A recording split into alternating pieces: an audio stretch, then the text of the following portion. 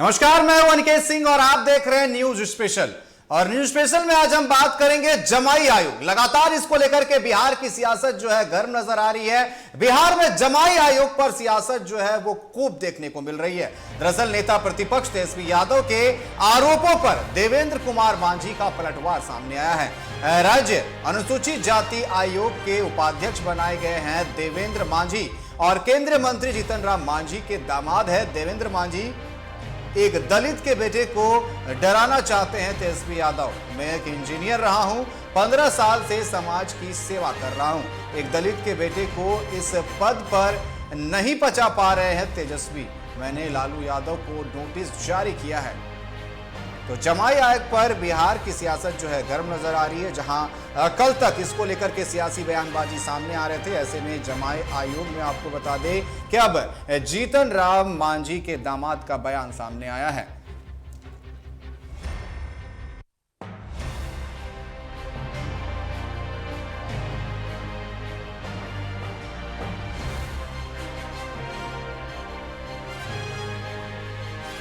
यादव जी जाने जाते हैं कि कैसे किसको अपमानित करना है। जब उन्होंने ईडी को नहीं छोड़ा, सीबीआई को नहीं छोड़ा, यहाँ के प्रशासन को नहीं छोड़ा, दलितों को नहीं छोड़ा, तो हमको कैसे छोड़ेंगे।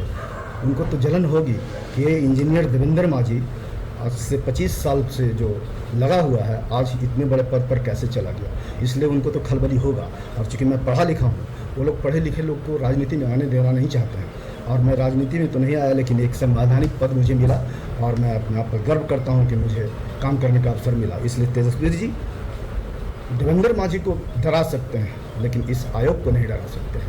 तो मैं आपको विश्वास दिलाता हूँ। आप देखिए ना, सोशल मीडिया में किस तरह से वायरल हो रहे हैं लालू प्रसाद यादव जी। डॉक्टर भीमराव अम्बेडकर जो देश ही नहीं विदेश में माननीय पूजे जाते हैं, और उनके फोटो को पैर के समक्ष रख के वो क्या वाहवाही लेना चाह रहे हैं। वो साबित करना चाह रहे हैं कि वो अम्बेडकर बाबा से ही बड़े हैं क्या। और ये दलितों में बहुत बड़ा विरोध है। इसलिए मैं इसको संज्ञान में लेते हुए आयोग की तरफ से मैं उन्हें नोटिस जारी किया हूँ कि आप 15 दिन के अंदर जवाब दीजिए, नहीं तो आप पर अनुसूचित जाति अनुसूचित जनजाति अत्याचार निवारण अधिनियम के तहत आप पर FIR।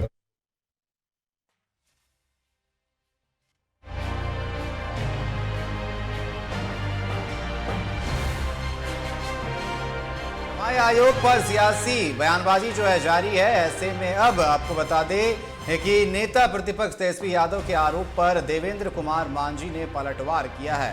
दरअसल राज्य अनुसूचित जाति आयोग के उपाध्यक्ष बनाए गए हैं देवेंद्र मांझी, जिन्होंने अब खुलकर लालू यादव और तेजस्वी यादव पर निशाना साधा है।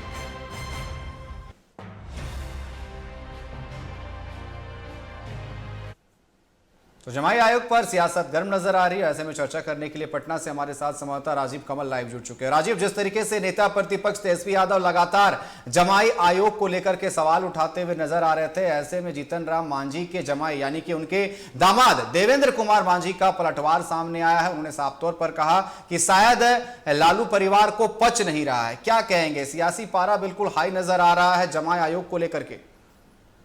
देखिए निकेत, लगभग 2 दिनों से जो ये मुद्दा है जमाई को लेकर और दामाद को लेकर, अब यहाँ तक तेजस्वी ने एक बढ़कर मेहरारू आयोग का एक तरीके से गठन करने की बात कर दी।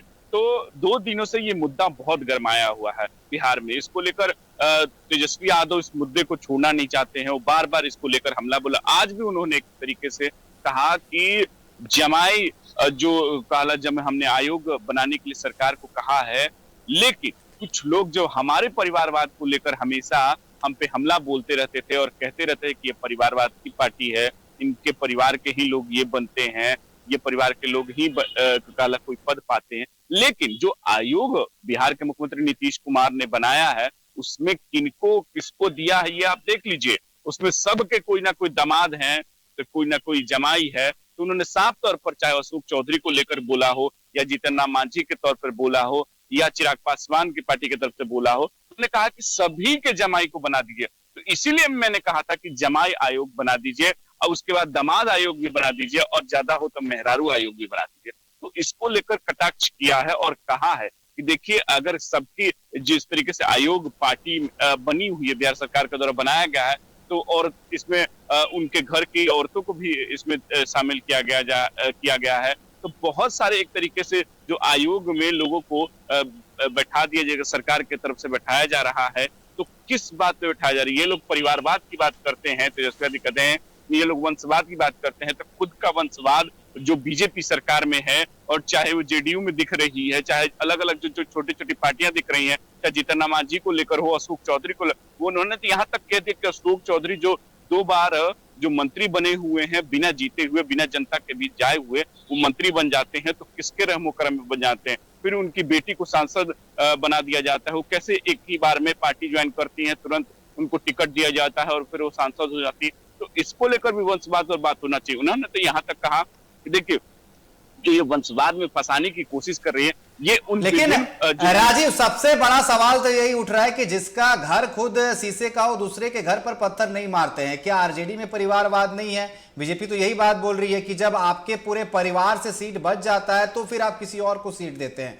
ऐसे में जिस तरीके से वही सवाल हो गया ना, उल्टा चोर कोतवाल को डांटे, वही वाला सवाल यहां पर उठ रहा है कि आप वंशवाद पर, परिवारवाद पर सवाल उठ रहे हैं। आपके घर में भी तो वही है।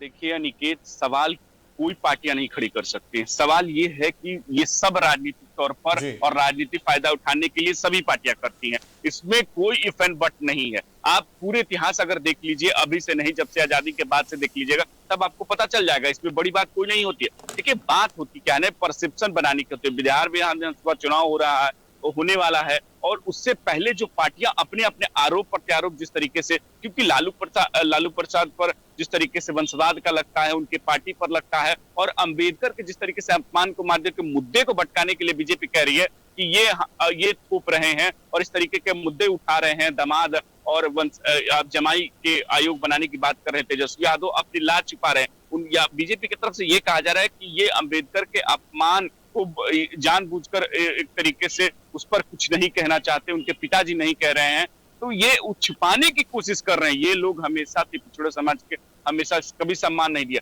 तो बीजेपी वो मुद्दे को लेकर, विभिन्न मुद्दे को लेकर बात कर रही है, लेकिन यहाँ आयोग को लेकर अब बात हो रही है कि किन किन। तो इस तरफ से जहां जीतन राम मांझी के दामाद है, उन्होंने कहा है कि ये अति पिछड़े समाज को देखना ही नहीं चाहते हैं, इनकी पार्टी कभी नहीं देखना चाहती थी। तो इस तरीके की ये बात कर रहे हैं और कह रहे हैं कि कहा दामाद आयोग बना दीजिए और जमाई आयोग बना दीजिए। तेजस्वी यादव अति पिछड़ों का ना सम्मान करते हैं, ना अति पिछड़ों के बारे में कल अच्छा सोचते हैं, तो इस तरीके के वो करते हैं। देखिए बात अगर दोनों तरफ से उठेगी तो दोनों तरफ आपको देखने को मिलेंगे। पार्टी के विभिन्न जितने भी मंत्री हो या उनके घर के दामाद हो या उनकी बेटी हो, कई विधायक हैं, कई पार्टियों के अलग अलग है, तो ये बात जरूर है। परिवारवाद को लेकर लालू प्रसाद यादव पर हमेशा ये लगा रहता है कि उन पर उनके बेटे मुख्यमंत्री बनते हैं, उनके बड़े बेटे मंत्री बनते हैं, उनकी बेटी सांसद बनती है, कोई एमएलसी बनता है, कोई ये बनता है। तो इसको लेकर भी अब तेजस्वी इस मुद्दे को भुनाने की कोशिश कर रहे हैं और कह रहे हैं कि जब हम पे ये आरोप लगता है, तो जब सरकार के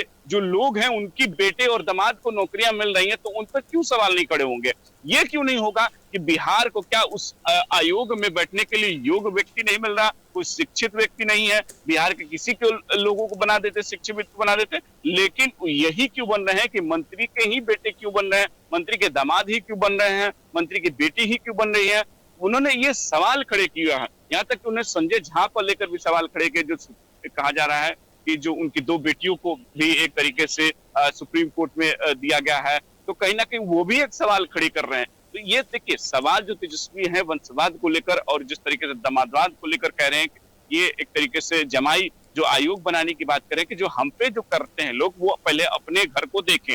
तो यही सवाल है कि देखिए सवाल दोनों तरफ से कि दोनों एक दूसरे पर आरोप लगा रहे हैं, लेकिन वही बात हो जाती है कि जनता के विभिन्न मुद्दों को लेकर कोई। लेकिन राजीव, फिर तो वही बात हो गई ना, जिस तरीके से अभी बिहार में शासन व्यवस्था पर सवाल उठ रहे थे, लॉ एंड ऑर्डर पर सवाल उठ रहा था, कहा जा रहा था कि जंगल राज आ गया। जब इस पर सवाल उठाया जा रहा था तो सत्ता पक्ष का यही कहना था कि 1995 से पहले क्या था, जंगल राज गिनवाया जा रहा था। और अब जिस तरीके से परिवारवाद का आरोप लगा रहे, हालांकि परिवारवाद नहीं होना चाहिए राजनीति में, जो वहां पर बन सकता है उन्हें ही बनाना चाहिए जो मेरिट पे बने। लेकिन अब ऐसे में अगर तेजस्वी यादव सवाल उठा रहे हैं तो उन पर भी सवाल जरूर उठेंगे कि उनके परिवार में भी परिवारवाद देखने को मिल रहा है, उनके सरकार में भी जब थे तब भी और अब भी देखने को मिल रहा है, तो सवाल तो तेजस्वी यादव पर भी उठेंगे।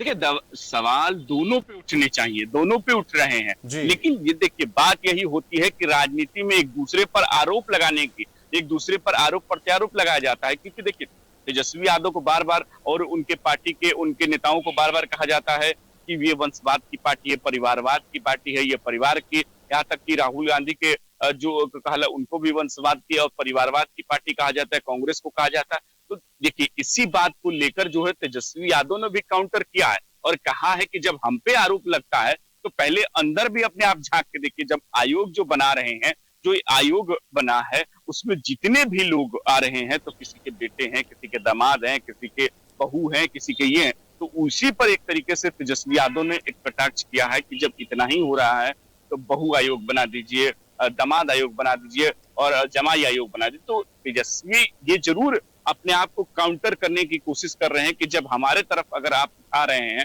तो अपने आप की तरफ से झांक लीजिए। तो बीजेपी देखिए एक दूसरे पर यह आरोप प्रत्यारोप चल रहा है, बीजेपी की तरफ से कुछ कहा जा रहा है कि भाई आप वंशवाद के हैं, आप लोग क्या बात करेंगे कि जब 15 सालों से जब आप सरकार में जब बातें हैं तो अपने खुद उप मुख्यमंत्री बन जाते हैं, अपने घर में मंत्री बन जाते हैं, कोई सांसद बन जाता है, कोई एमएलसी बन जाता है, कोई, तो ये उन पर आरोप नया नहीं लग रहा है, हमेशा लगते रहा है। लेकिन अब वही है, तेजस्वी यादव इस आरोप को एक तरीके से काउंटर कर रहे हैं और कह रहे हैं कि जब हम पे आरोप लग रहा है तो आप पे भी, तो इन आयोगों में जब जिनके जो कोई चुनाव नहीं जीत पाते हैं वो मंत्री बनकर दो बार मंत्री बनकर बैठ के घूम रहे हैं। अशोक चौधरी पर तो सीधा निशाना साधा है कि दो बार मंत्री बनकर बैठकर घूम रहे हैं, किसकी वजह से? फिर उनके दामाद को आयोग में बनाया जाता है, फिर लेकिन सबसे बड़ा सवाल राजीव ये उठ रहा है कि चुनावी साल है, ऐसे में जो है गड़े मुद्दे उखाड़े जाते हैं, तमाम चीजें की जाती है। अब आयोग को लेकर के पूरा मामला गरमाता हुआ नजर आ रहा है और तेजस्वी यादव ने सवाल भी पूछा है, क्या इसका फायदा चुनाव में देखने को मिल सकता है? आरजेडी को जिस तरीके से मुखर होकर लगातार तेजस्वी यादव बोलते हुए नजर आ रहे हैं। देखिए चुनाव कम से कम 4 महीने है। अब 4 महीने से पहले ये जरूर है कि ये उतना माहौल बना पाए, क्योंकि देखिए हमारे याददाश्त थोड़ी होती है कि जनता की थोड़ी कम हो जाती है, क्योंकि देखिए बात ये होता है कि बहुत चीजें भूल जाते हैं कि पीछे क्या। हाँ ये जरूर है कि याद दिलाया जाता है, लेकिन सबसे बड़ा सवाल ये होता है कि ये चीजें जो आयोग के गठन की बात होती है कि किसी दूसरे को क्यों नहीं दिया गया, लेकिन जो बात परिवारवाद को लेकर, जंगल राज को लेकर जिस तरीके से वो 15 साल की यादें बार बार जो दिलाई जाती है, तो ये तो राजनीति में स्वाभाविक चीज है कि जब आप आरोप लगाते हैं तो कोई मुद्दा होना चाहिए। अगर सत्ता पक्ष विपक्ष पर आरोप लगाती है तो ये जरूर है कि उसके पिछले के पिछले बात को जरूर याद दिलाती है। तो ये देखिए जनता को बताना पड़ता है कि हाँ ये उन्होंने ये कार्यकाल में ये किया, ये कार्यकाल। तो विपक्ष भी ये काम कर रहे कि सत्ता पक्ष के जितने भी, चाहे वो आपको लॉ एंड ऑर्डर का जिस तरीके से बिहार में मुद्दा बना था, बकायदा डीजीपी को बकायदा प्रेस कॉन्फ्रेंस कल करना पड़ा, उन्होंने सब कुछ इस पर एक तरीके से कहा कि कोई किसी भी कीमत पर छूटेगा नहीं, बहुत सारे उन्होंने चीजें बताई। लेकिन विपक्ष जो है वो विभिन्न मुद्दों को लेकर जो जनता के बीच में जाने की कोशिश हो या बताने की कोशिश हो, ये दोनों तरफ से चली थी। ये सत्ता पक्ष विपक्ष को उन 15 साल को याद दिलाती है, लालू प्रसाद का, तो विपक्ष की तरफ से भी ये बताया कि लॉ एंड ऑर्डर की स्थिति आपके बिहार में कितनी बदतर है, बेरोजगारी चरम पर है, महंगाई चरम पर है, ये तमाम मुद्दे। तो ये मुद्दे देखिए आने वाले विधानसभा चुनाव में जरूर आपको देखने को मिलेंगे, लेकिन फिलहाल अभी उस पर कोई असर तो नहीं है। लेकिन हाँ ये जरूर मुद्दे को भुनाने की कोशिश दोनों तरफ से की जा रही है। जी राजीव, आपका बहुत बहुत धन्यवाद हमारे साथ जुड़ने के लिए और तमाम चर्चा करने के लिए। तो बिहार की सियासत जो है बिल्कुल गरमाई हुई नजर आ रही है आयोग को लेकर के, और इसको लेकर के लगातार जो है बयानबाजी भी देखने को मिल रही है। फिलहाल बढ़ते हैं अगली खबर की